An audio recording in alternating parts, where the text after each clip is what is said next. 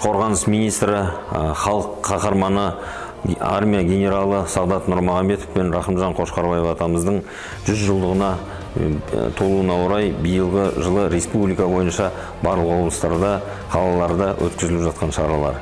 Соның бірі мына бүгінгі Алматы қаласында жергілікті әскери басқару органдарының және де Жасұлан мектебінің басшылығымен бірлесіп ерлік сабағын өткізіп отырмыз. Ол ерлік сабағына арнайы халық қаһарманы генерал-лейтенант Бақытжан Ертайұлын шақырып отырмыз. Осы біздің мақсат болашақтағы біздің жастарды әскери патриоттық тәрбиемен тәрбиелеп, сол кісілерді рухты, жігерлі болуды және болашақ біздің отан қорғаушылар ретінде осындай мақсатта бүгінгі осы іс-шараны ұйымдастырып отырмыз.